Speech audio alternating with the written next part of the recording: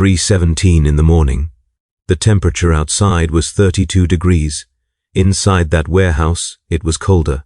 Not from the weather, from the silence. The kind of silence that comes before violence. The kind that makes men hold their breath and pray. Raymond Quick Porter sat in a wooden chair in the center of an empty room, his hands tied behind his back, his shirt soaked with sweat despite the cold, and around his chest, hidden under that shirt, a Sony TC-100 tape recorder. The newest surveillance technology the FBI had. Small enough to hide, sensitive enough to pick up whispers. The device that had been recording every conversation Raymond had with Ellsworth Bumpy Johnson for the past 6 months. Raymond had been Bumpy's driver since 1959. 4 years of loyalty, 4 years of trust, 4 years of being inside Bumpy's inner circle. He drove Bumpy to meetings with politicians, to sit-downs with the 5 families, to collections, to everything. Raymond heard it all, saw it all, and for the last 6 months he'd been recording it all. The FBI had promised Raymond immunity, witness protection, a new life, $50,000. All he had to do was wear the wire, gather evidence, help them build a case against the most powerful black man in New York. They told him it was patriotic. They told him Bumpy was a criminal. They told him he was doing the right thing. What they didn't tell him was that Bumpy Johnson had survived 40 years in Harlem by knowing things before anyone else knew he knew. What they didn't tell him was that Bumpy had informants inside the FBI. What they didn't tell him was that Bumpy had known about the wire for 5 weeks, had been feeding Raymond false information, setting a trap. Standing across from Raymond in that warehouse was Bumpy Johnson, perfectly calm, perfectly still, wearing a gray suit and black tie like he was going to church, and for the next 2 hours, Bumpy Johnson would do something that would become legend in Harlem, something that would be whispered about in barbershops and street corners for the next 60 years. He didn't torture Raymond, didn't shoot him, didn't hurt him at all. Instead, Bumpy Johnson talked for 2 hours straight, told Raymond stories, explained loyalty, broke down betrayal, made Raymond understand exactly what he'd done and exactly why it mattered. And by the time those 2 hours were over, Raymond Porter would beg for death. Not because of physical pain, but because Bumpy Johnson had destroyed his soul with nothing but words. This is the story of the most devastating interrogation in Harlem history. This is the story of why Bumpy Johnson was more dangerous with his voice than most men were with guns. This is the night that proved intelligence is deadlier than violence. Let's go back to where it started, because you can't understand the confrontation without understanding how Raymond became a traitor. You can't comprehend those 2 hours without knowing what led to that warehouse. April 3rd, 1963. Federal Building, Lower Manhattan. Raymond Porter walked into the FBI field office at 2 p.m. He hadn't wanted to come, hadn't planned to betray anyone, but Special Agent Thomas Crawford had left him no choice. Crawford had arrested Raymond 3 weeks earlier, caught him with $12,000 in cash from a numbers collection, possession of illegal gambling proceeds, 5 to 7 years in federal prison. But Crawford offered Raymond a deal. Wear a wire for 6 months, record conversations with Bumpy Johnson, testify in court, and in exchange, all charges dropped, complete immunity, plus $50,000 in cash and a new identity through witness protection. Walk away free. Start over somewhere clean. Raymond was 34 years old, had a wife, 2 daughters, ages 8 and 6, 5 to 7 years, meant missing their childhood, missing their teenage years, coming home to strangers. The choice seemed impossible, betray Bumpy or abandon his family. What Raymond didn't know was that the arrest was manufactured. The FBI had planted that money on him, set him up specifically to create this moment. They'd been trying to flip someone close to Bumpy for 3 years, had failed with everyone else. Raymond was their last shot. Crawford showed Raymond photos, crime scene photos, bodies, people who'd crossed Bumpy, people who'd betrayed him, made it seem like Bumpy was a monster, made it seem like Raymond would be doing the world a favor, made betrayal feel like heroism. Raymond signed the papers on April 3rd. On April 8th, the FBI fitted him with a Sony TC-100, the smallest wire recorder they had, strapped to his chest under his shirt, activated by a switch in his pocket, could record for 3 hours before needing new tape. State-of-the-art technology in 1963. The FBI trained Raymond for 2 days, taught him how to steer conversations toward incriminating topics, how to ask questions that would generate evidence, how to act natural while recording, how to be a spy inside Bumpy's world.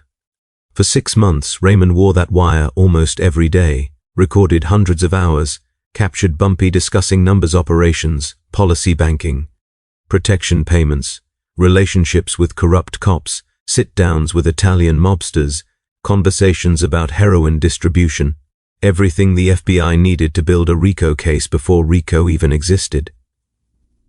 Raymond thought he was being careful, thought he was playing it smart, thought Bumpy suspected nothing. And for the first 4.5 months, he was right.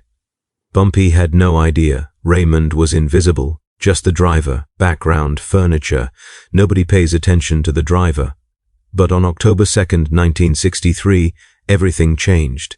Because Bumpy Johnson had a friend inside the FBI, a black agent named Marcus Webb who'd grown up in Harlem, who'd known Bumpy since childhood, who owed Bumpy his life because Bumpy had protected his mother during the Harlem riots of 1943. Marcus Webb worked in the Technical Surveillance Unit, and on October 2nd, he saw Raymond Porter's file cross his desk. Marcus called Bumpy that same night, told him everything. The wire, the recordings, the FBI plan, the manufactured arrest, all of it. And Bumpy Johnson, the man who'd killed dozens over lesser betrayals, did something unexpected. He stayed calm, thanked Marcus, hung up, and started planning. For 5 weeks, Bumpy fed Raymond false information, told him stories about fictional operations, fictional money, fictional crimes, let Raymond record hours of useless material, made the FBI think they were building a case when they were really chasing shadows. Bumpy was careful, strategic, patient, because he knew panic would tip Raymond off, knew violence would alert the FBI. This required precision. During those 5 weeks, Bumpy also conducted an investigation, found out everything about Raymond, about his wife Karen, about his daughters Jennifer and Michelle, about his mother in the Bronx, about his brother in the army stationed in Germany, about his gambling debts, about the affair he'd been having with a waitress on 125th Street, about the $10,000 he'd stolen from Bumpy 2 years ago that Bumpy had known about but forgiven. Bumpy built a complete dossier on Raymond's life, not to hurt his family, but to use as leverage during the conversation Bumpy was planning. Because Bumpy Johnson understood something most men didn't. Physical torture breaks the body, but psychological warfare breaks the mind, and a broken mind is far more devastating. On November 13, 1963, Bumpy told Raymond they had a special meeting. Late night. Had to pick up something important from a warehouse on West 132nd Street. Raymond didn't question it. Why would he? He was Bumpy's driver. He went where Bumpy told him to go. They arrived at the warehouse at 3 a.m. Bumpy told Raymond to come inside, help him carry something heavy. Raymond walked through the door. 6 men grabbed him, stripped off his shirt, found the wire, ripped it off his chest, sat him in that chair, and Bumpy Johnson entered the room like he was walking onto a stage. November 14, 1963, 3:17 a.m. Bumpy pulled up a chair, sat down 5 feet from Raymond, looked him in the eyes, and started talking. Not yelling, not threatening, just talking, calm, measured, like a teacher explaining mathematics to a student who'd failed a test. Raymond, you've been wearing that wire for 6 months. April 8th through today. I know because Marcus Webb from the FBI Technical Surveillance Unit told me on October 2nd. Marcus grew up in Harlem. His mother lives on 142nd Street. I saved her life during the 1943 riots. Marcus doesn't forget. So when he saw your file, he called me. Raymond's face went white. He tried to speak. Bumpy raised his hand. Don't interrupt. I'm going to talk for a while. You're going to listen. Because I want you to understand something. This isn't about anger. This isn't about revenge. This is about education. I'm going to teach you something tonight that you should have learned a long time ago. I'm going to teach you about loyalty, about trust, about consequences. And when I'm done, you're going to understand exactly what you've done. Bumpy leaned back in his chair, crossed his legs, spoke like he had all the time in the world. You've been driving for me since September 1959, 4 years and 2 months. In that time, I paid you $500 a week. That's $26,000 a year. Over 4 years, that's $104,000.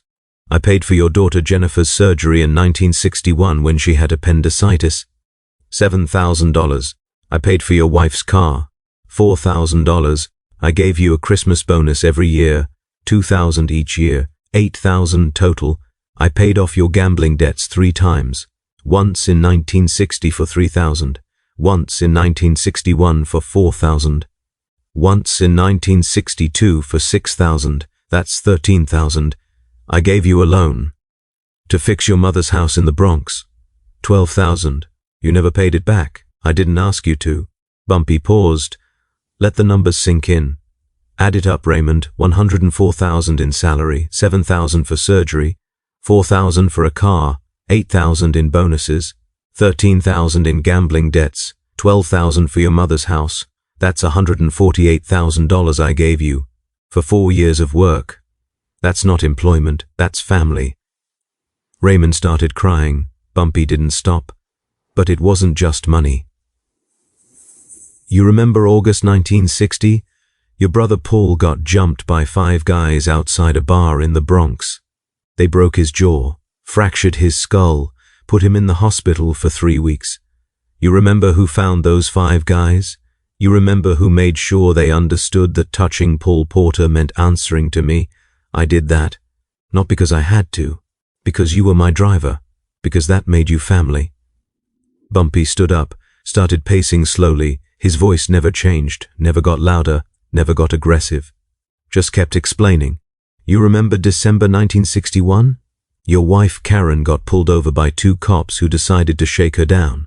Took her purse, took her jewelry, scared her so bad she didn't leave the house for a week. You remember who had a conversation with those 2 cops? You remember who made sure they got transferred to Staten Island and never worked Harlem again? I did that, because that's what you do for family. Raymond was sobbing now. Bumpy continued. You remember March 1962? You came to me, said you'd made a mistake, said you'd been skimming from the collections, said you'd taken $10,000 over 6 months, said you were scared, said you needed help. You remember what I did? I forgave you, told you everyone makes mistakes, told you to stop taking money that wasn't yours, told you we'd move forward. I didn't punish you, didn't hurt you, didn't fire you, because that's what you do for family when they make a mistake. You teach them, you forgive them, you move on. Bumpy sat back down, leaned forward, looked Raymond in the eyes. So explain something to me, Raymond. Help me understand. Why did you betray me? Was it the money? The FBI offered you $50,000. I'd given you $148,000, so it wasn't the money. Was it fear? Did you think I'd hurt you or your family? In 4 years, did I ever threaten you? Ever hurt anyone you loved? Ever give you any reason to fear me? No, so it wasn't fear. Was it conscience? Did you suddenly decide I was a bad person, that what I do is wrong? Because if that's true, you knew that in 1959 when you started, so it wasn't conscience. Bumpy paused. Let Raymond try to answer. Raymond couldn't speak, could only cry. I'll tell you why you betrayed me, Raymond. You betrayed me because the FBI made it easy. They arrested you with planted evidence. They scared you with a fake prison sentence. They offered you a deal that sounded safe, and you took it because in that moment, saving yourself was easier than trusting me. You took it because you didn't think I'd find out. You took it because you thought betrayal was the smart play. Bumpy stood up again, walked to the window, looked out at Harlem in the dark. Here's what you didn't understand.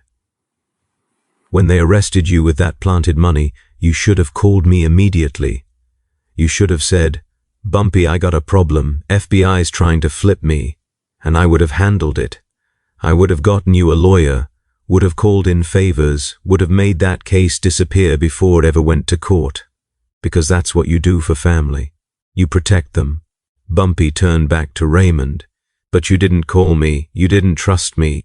You trusted the FBI instead. You believed the same government that put my people in chains, that lynched my grandfather, that burned down Black Wall Street in Tulsa, that arrests us for breathing while white men walk free after. Murder. You trusted them over me. That's the betrayal, Raymond, not the wire. The wire is just a machine. The betrayal is that you trusted them more than you trusted your family. Raymond was shaking now. Bumpy's voice stayed calm, steady, like water wearing down stone. You know what the FBI didn't tell you? They didn't tell you that. I've been feeding you false information for 5 weeks. Every conversation you recorded since October 2nd has been fiction.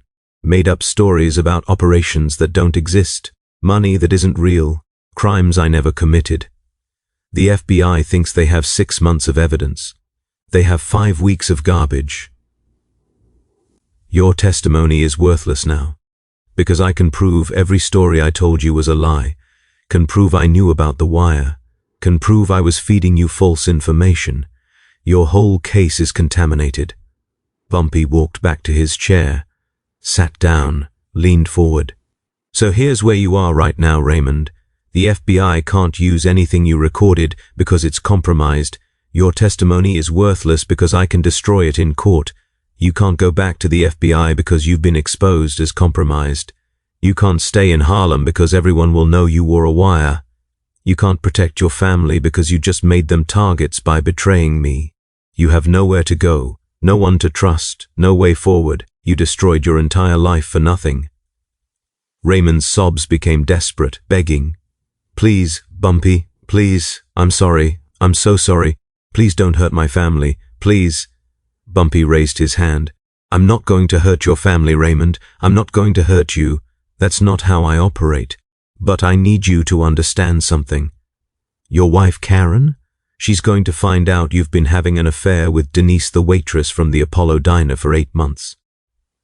I have photos, receipts, hotel records. She's going to find out you've been lying to her.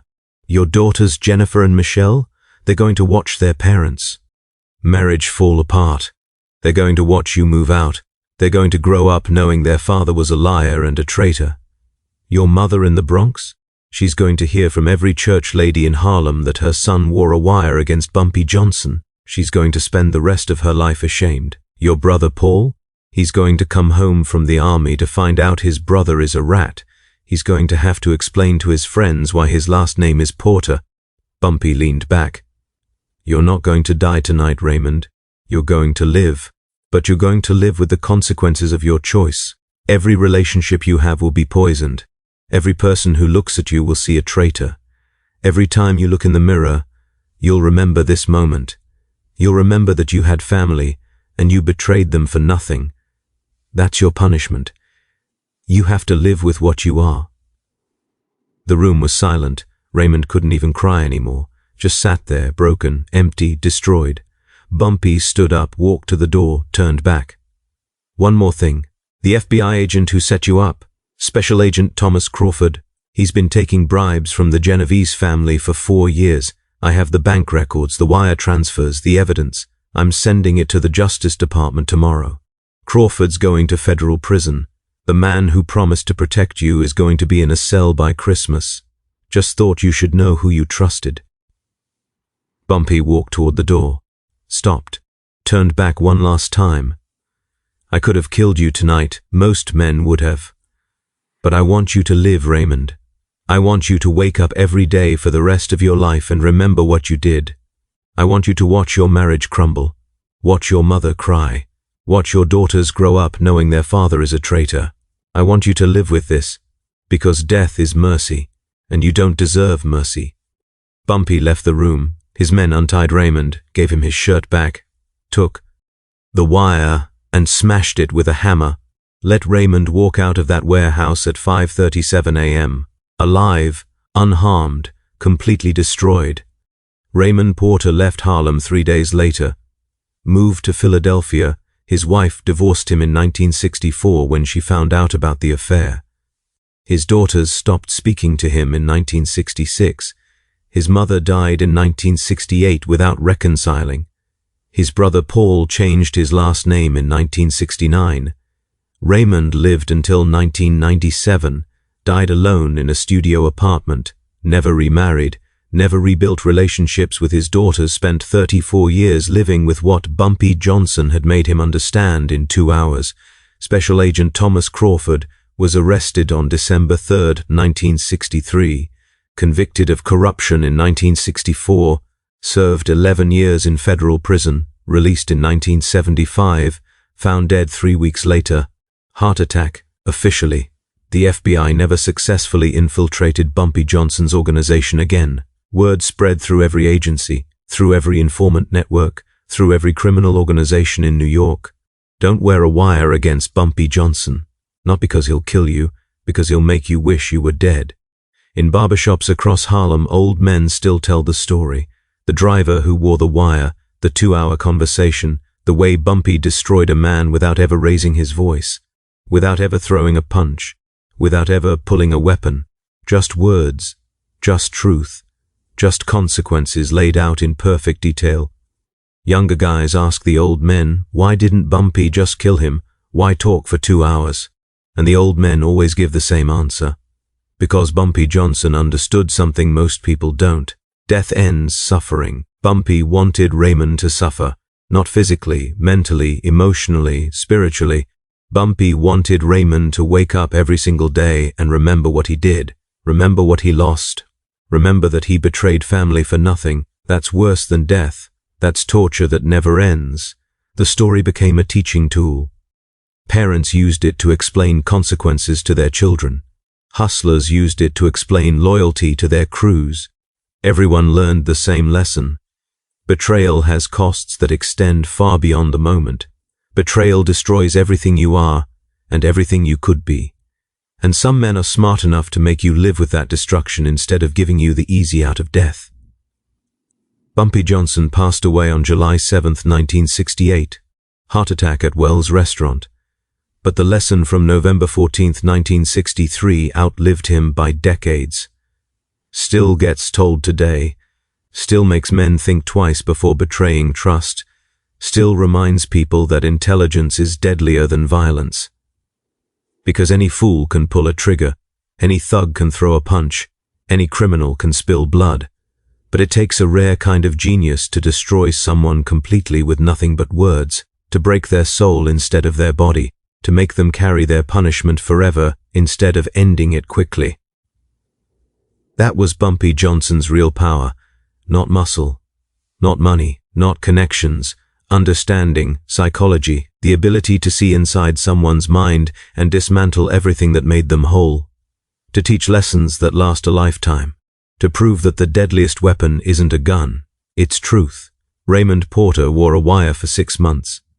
Bumpy Johnson talked for 2 hours. By the time that conversation ended, Raymond had lost everything. His wife, his daughters, his mother, his brother, his community, his identity, his self-respect, everything. And he had to live with that loss for 34 years. That's the real story, not the wire, not the FBI, not the crime. The story is about consequences, about how betrayal echoes through time, about how one choice can destroy everything you are, about how the smartest men don't need violence when truth is so much more devastating. This is Harlem. This is Bumpy Johnson. This is the untold legend.